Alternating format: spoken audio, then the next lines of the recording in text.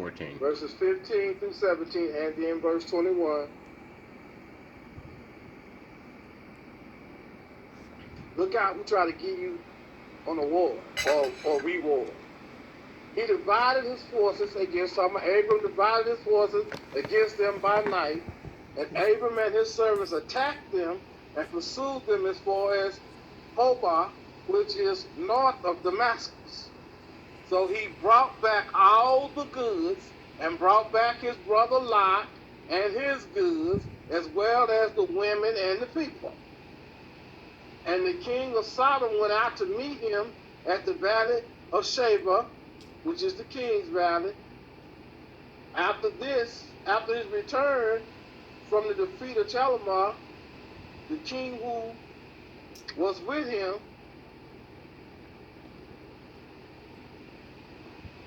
after his return, and after he defeated that king, the king of Sodom said to Abram, "Give me the persons and take the goods for yourself." What did Abram say? Nah, I'm gonna give some stuff to my people, but you are not gonna what? It's not gonna be said that you made me rich. Abraham had obtained a great victory. He had rescued Lot and the king's people and his money.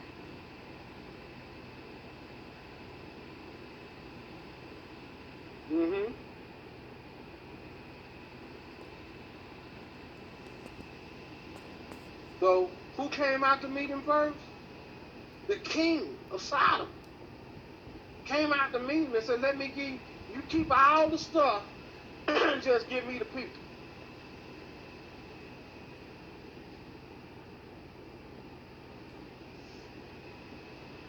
So when you hear Sodom, what do you think about? What's the first word you think about? You think about sin. You think about worldly living. You think about Father's judgment. Because the people were perverse, wasn't it? Didn't Father rain down fire and brimstone on them? Literally. Sodom is always a picture of the world. Sodom is always a picture of wickedness, wrong living, and sin. Sodom and Gomorrah.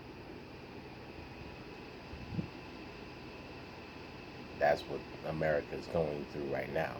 It's just like Sodom and Gomorrah. In Genesis 14, verse number 18. Matter of fact, Then Melchizedek, king of Salem, brought out bread and wine.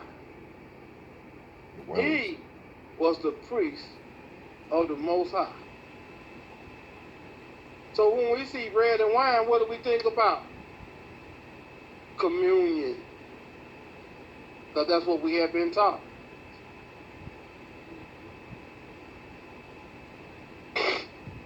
So the first time we see Melchizedek is when he bringing out bread and wine to Abraham. Who was Melchizedek? He was king of Salem. And Salem was later named Jerusalem. See, S-A-L-E-M was already there. All they had to do was put the J-E-R-U in front of it.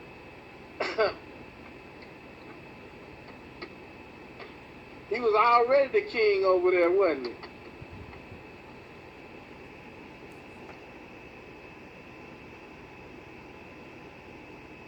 Now, do you see what happened? Two kings came to meet Abraham after the victory. Two kings. So that means Abraham had to choose which way he was going to go, didn't he? Mm-hmm. Am I going with the king of Sodom or am I going with the king of Salem? Notice the king of Sodom didn't bring no bread and wine out. He just gave him what? You can keep all the stuff. Just give me the people. But the king of Salem brought out what? Bread and wine. And what did Abraham do? Gave him a tithe, didn't he? Uh-oh.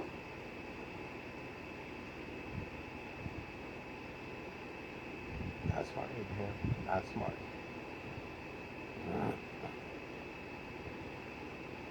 Hebrews chapter 7, the first 3 verses. But this Melchizedek, king of Salem, priest of the Most High Elohim, who met Abraham returning from the slaughter of the kings, blessed him, to whom also Abraham gave a 10th part of all, first being translated king of righteousness, talking about Melchizedek, and then also king of Salem, meaning king of priests, king of peace, without father, without mother, without genealogy, having neither day, beginning of days, nor end of life, but made like the son of Ahiah, remains a priest continuously. And then we read about Messiah being made a what? A priest after the order of Melchizedek, don't we? Mm-hmm.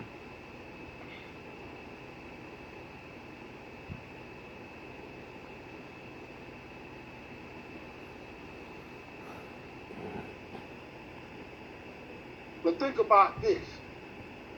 He said we don't know his mama or his daddy, but what we do know is that he's king and priest. King and priest.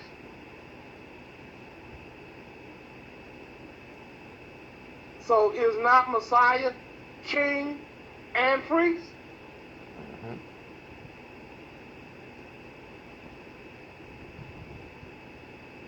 And what did his name mean?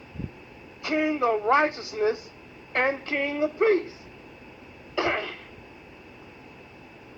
Righteousness and peace. King of righteousness, king of priests, king of peace. And it's always that order. King of righteousness, king of peace. So it's righteousness first, then peace follows. No righteousness, no peace.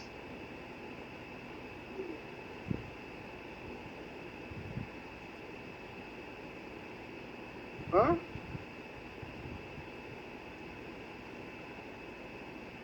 When Yeshua met the righteous standard, peace followed to all men according to what? To Yeshua's righteousness. That's why he say, your righteousness is as a filthy rag, so take my righteousness so you can get my peace. Shalom. Are you hearing me?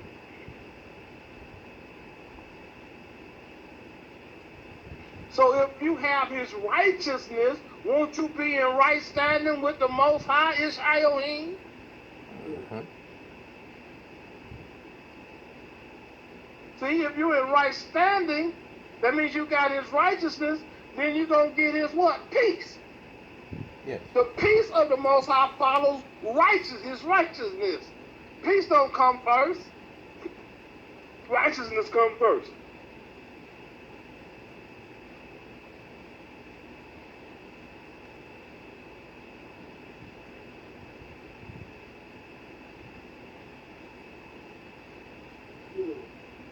Think about it.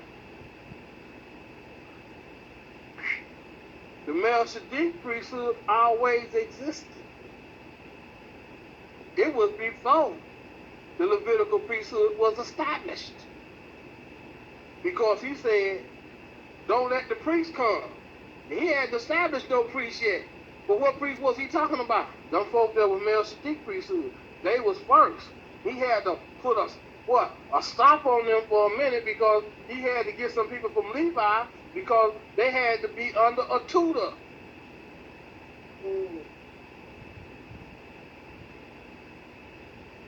Because they was coming out of what? Slavery. They was coming out of bondage. They had a whole lot of baggage on the inside, didn't they? A whole lot of hate. And that was what? The Levitical priesthood. Messiah come from what? Judah. Well, there was no mention of a priest, but there was mention of what? King. Mm-hmm. That's why Messiah is a priest, because he is after the order of Melchizedek, king of righteousness. And then priest. You see? Because Melchizedek came before Levi. Was even in existence, right? That right? So he was what? He was the first priest of the Most High on the earth, wasn't he? Identified.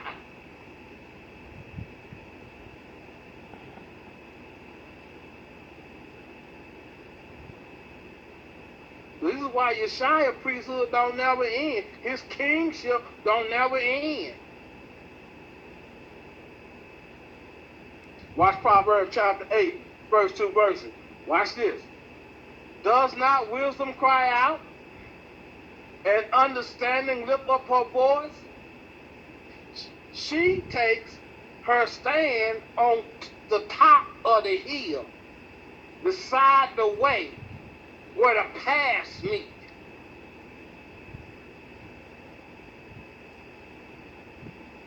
It's always a meeting of the paths, ain't it?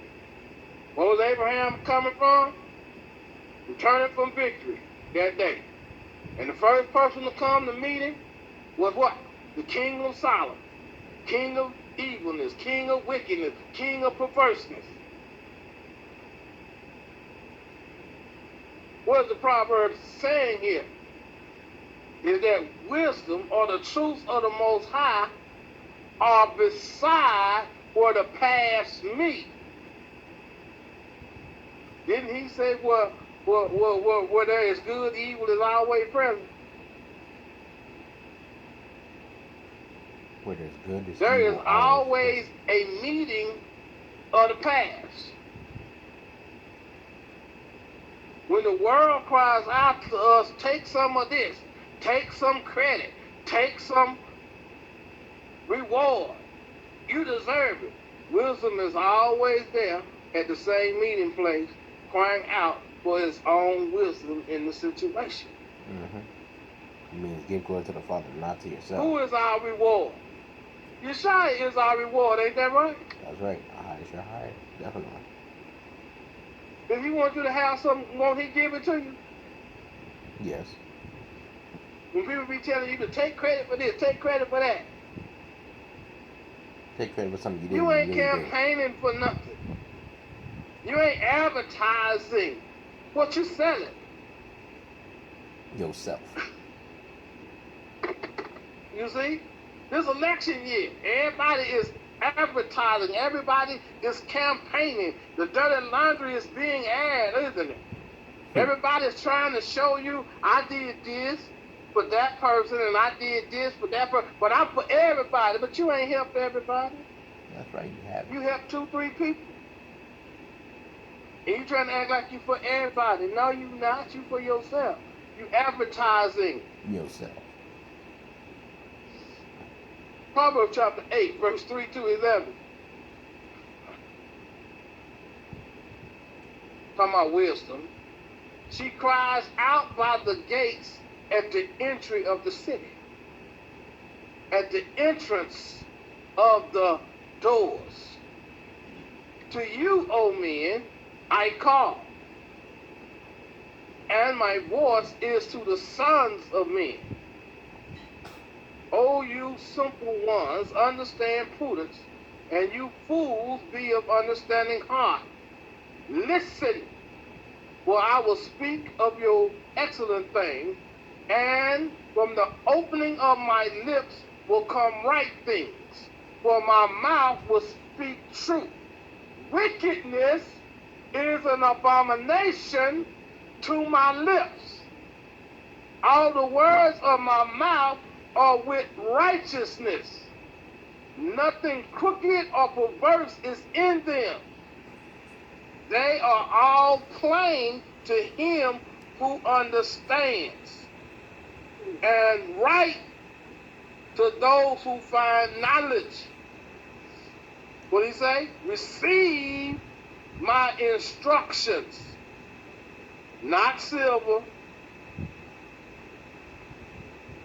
and knowledge rather than choice gold, for wisdom is better than rubies, and all the things one may desire cannot be compared with her. Who is her? Wisdom.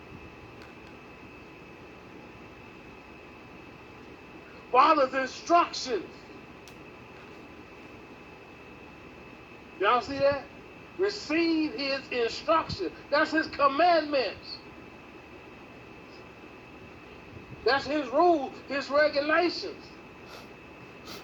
He says better than silver, better than the best gold, better than the rubies, or anything you can desire. It can't be compared to his wisdom.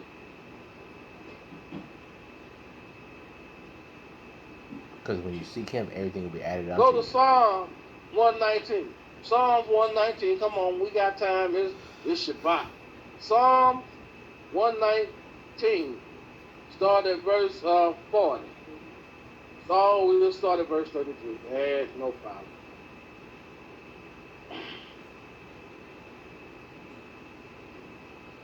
Teach me, O Ahia, the way of your statutes, and I shall keep it to the end. Give me understanding, and I shall keep your law. Yea, I shall observe it with my whole heart. Make me to go in the path of your commandments, for therein do I delight. Incline my heart unto your testimonies, and not to covetousness. Turn away mine eyes from beholding vanity, and quicken you me in your way. Make me alive in your way. Establish your word unto your servant who is devoted to your fear, to your reverence. Turn away my reproach, which I fear, for your judgments are good. Behold, I have longed after your precepts. Quicken me in your righteousness. Let your mercies come unto me, O Ahia, even your salvation according to your word. You see? Why? Because the king of Solomon is going to come out and offer you all that the world has got because of a victory you have just got because of the Most High. And where he going to meet you at? Where the paths are. Where the path is. Because there's always the word of wisdom that's pictured by Melchizedek. Because he's the servant of the Most High.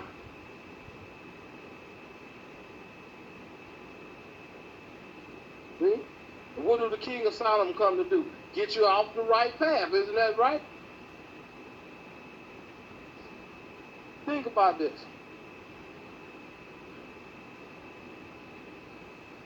Patrick Mahomes is the quarterback for the Kansas City Chiefs. The world loves him. He's been with the same woman for 7 years. They asked her, when you gonna get married? She said, when we get ready. That'll be never. Why did the world love him? Because he's doing what the world want him to do. Live in sin.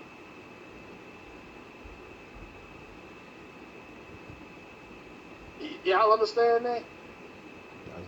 They got him with somebody that don't care about living in sin. Right. Do y'all understand that? They're not unequally yoked. We talked about this a little bit last night. There's a whole lot of athletes and entertainers. They living in sin. They know they wrong, but they don't care. Right? They don't give a damn. No belief system. They falling behind who? The king of Solomon. Don't want to hear nothing the king of Salem got to say. Because he going to say, you wrong. You need to marry her, let it go. 7 years, you think he going to let it go? Nope. That's almost high school and college, ain't it? Yeah. Well, okay. College, and then the 3 years he been in the NFL. Y'all see how the king of Solomon is corrupting people? And they don't even know that they corrupted. They're not on Father's side. It don't care how much you have. It don't care how much success you have in this world. You can't take none of that with you.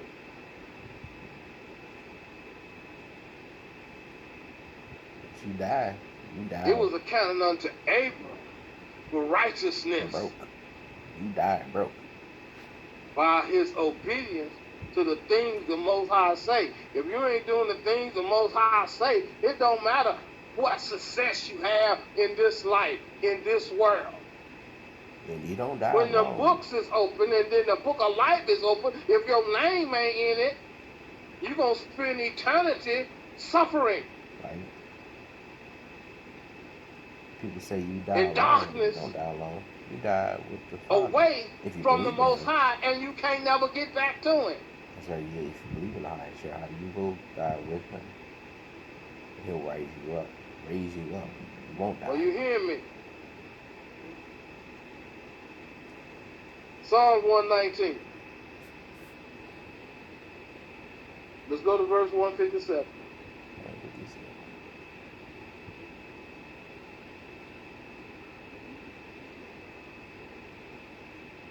157. Many are my persecutors and mine enemies, yet do I not decline from your testimonies. I beheld the transgressors and was grieved because they kept not your word. Consider how I love your precept. Quicken me, make me alive or higher, according to your loving kindness. Your word is true from the beginning, and every one of your thoughts, judgment is due forever. Y'all see that? So no matter what happens, you gotta love Father's precept. You gotta love His commandments. You gotta love His statutes. You gotta love His judgments. You gotta love His word because it's true. You gotta have a love for the truth. Not a hate for the truth, love for the truth. Yeah.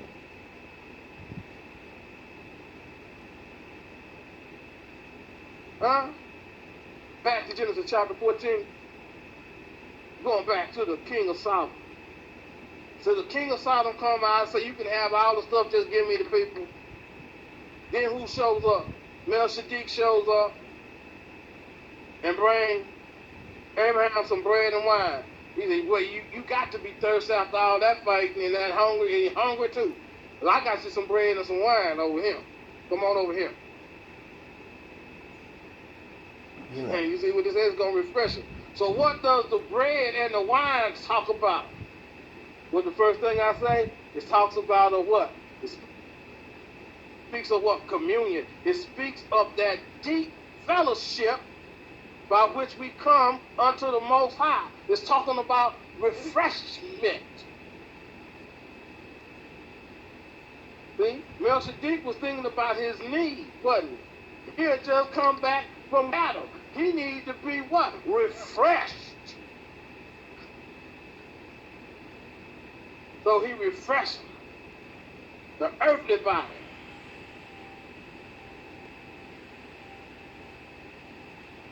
See? He didn't come out to Abraham when he was going to battle, But he came out when the king of Sodom came with lures. Here, take this money. Take all this treasure.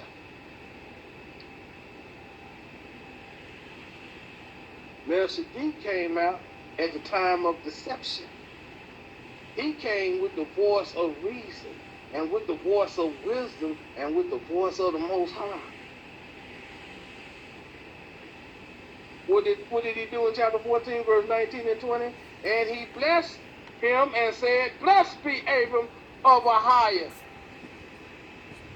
Most High, possessor of heaven and earth, and blessed be a higher Most High, who has delivered your enemies into your hand, and he gave him a tithe of all. So Abraham gave him a tithe of all because he not only refreshed his body, but he reminded him, you got the victory because of the Most High.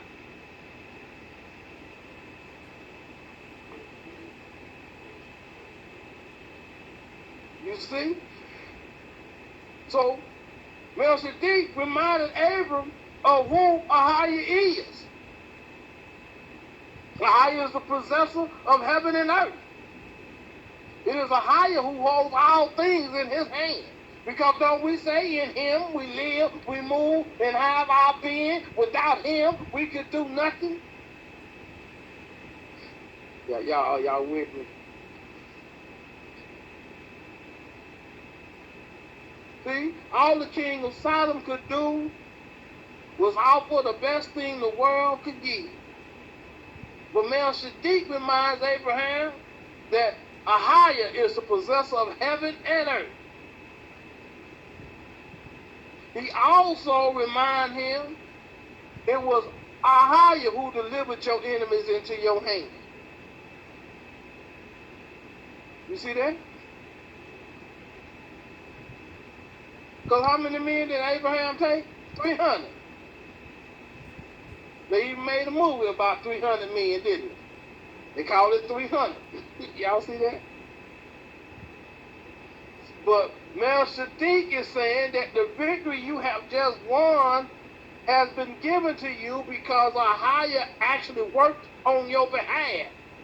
So he redirects his thoughts toward the things of heaven and the things of the Most High. Because what was Abraham at?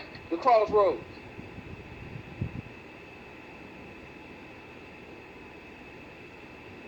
See?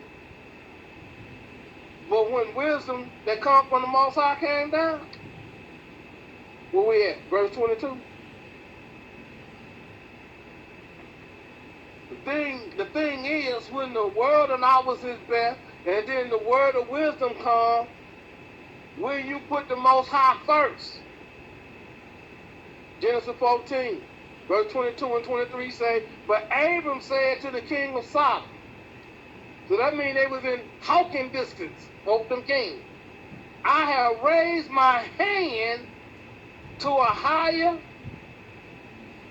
Most High, the possessor of heaven and earth. And I will take nothing from a thread to a sandal strap, so that I will not take anything that's yours, lest you should say, I have made Abram rich.